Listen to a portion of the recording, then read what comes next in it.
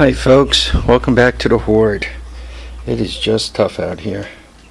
So, about 1 o'clock, still July 15th, Monday, 88 degrees, and I think 100% humidity. Man, it is hard to breathe. Anyway, just so you guys could see, my solar panels all nice and charged up. My SunForce there. Alright, so what are we up to? Well, 2 bikes come home. Got to figure out what's going on with 2 bikes, right? Got the China Quad fired up. Now I'm taking a quick look at the eBay 200S. According to my little friend there that sold it to me, out in way nowhere there. Oh yeah, we'll just give it a quick push and you hop on and take it for a ride. It was raining, so I didn't do that. But that wasn't going to happen anyway. It appears as if the float is stuck on the carburetor. So as you give it fuel, as in move this gas tank to the right place, gasoline leaks out. So that's not happening. Anyway, what I did was check the oil. The oil's full. Check the gas tank, and the gas tank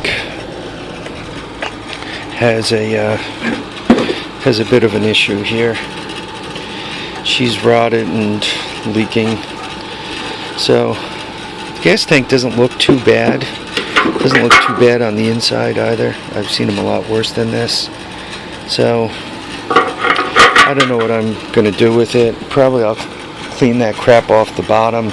I'll clean all this stuff off and then see if I, once I get it clean, if I could get POR 15 to stick.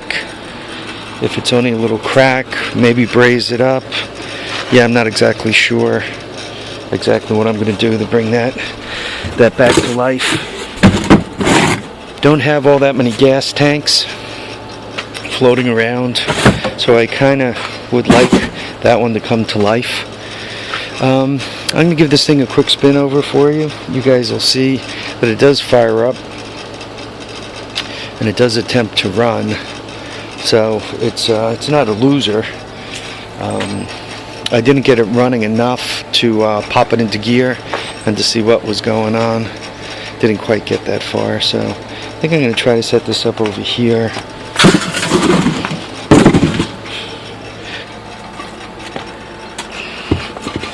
This way you'll kind of look down the nose of it and see what I'm up to.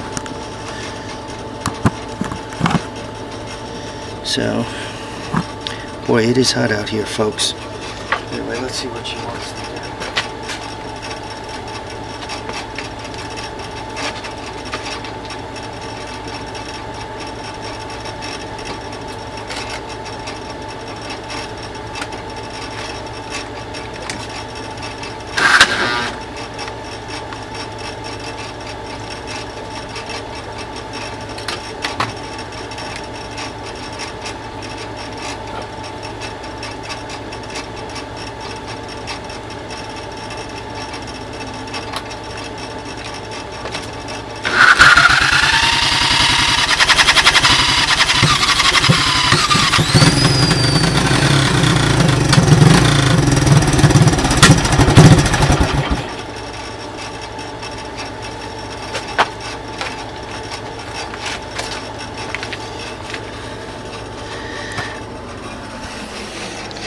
So there you can see it.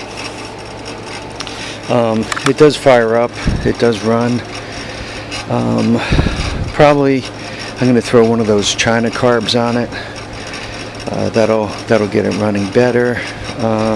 Not sure what I'm going to do for gas tank. I'm going to have to check the Horde to see if I have any decent gas tanks to put on it. It's a shame because this gas tank, I mean that side there is not dented up at all. Top isn't too bad. I mean, it got a couple of dents.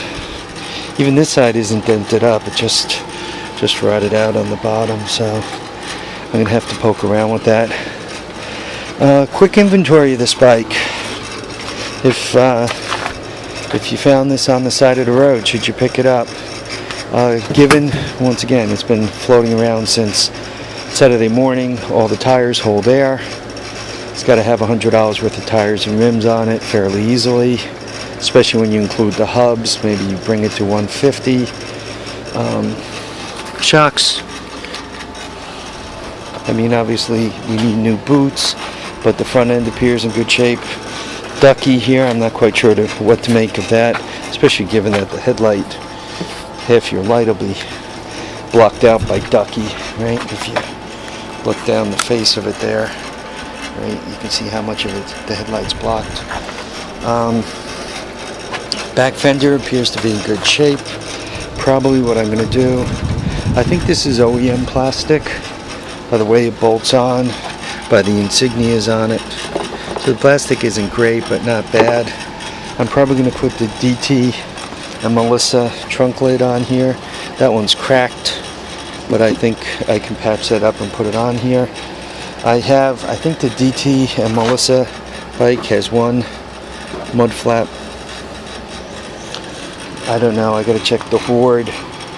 There might have been a time when I picked up spare mud flaps from J.C. Whitney back in the day.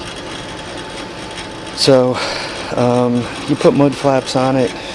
The seat's already good. Patch the gas tank. Put a front fender on it.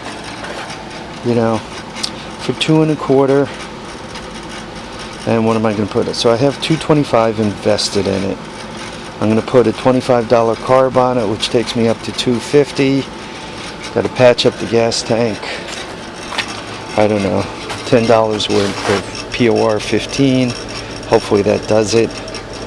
A few other details. Let's say I get well, I'm already going to have $250. Round it up. Let's make it $300. Let's say I put $300. Oh, I got to put a recoil on it. I'm going to take that out of the Horde. But if you were to buy a recoil, a functional recoil over eBay, that'd probably set you back $100. So $250, $350, and a few other details. You know what? $400 in this bike. I mean, it's going to be a decent bike for $400. But once again, to buy it and hope to flip it, one couldn't do that. For me, I don't have to buy the recoil. I already got that in the Horde. So I'll have between $250 and $300 tied up in this rig. For a bike, for beating around the property, it's well worth that. But once again, for a character going out into the open world and saying, I'm going to buy this thing, you know, put some money into it and flip it, you're going to have $250 plus another 50 for the recoil takes you to $350. Not a lot of headroom in that if you're buying these things to flip. All right, I'm gonna go. I'm hot as heck. I'm dripping sweat, so I gotta go back inside and hide from the heat for a little while, cool back off. We'll catch you guys on the next episode of The Horde. In the meantime, live, love, and have a great time.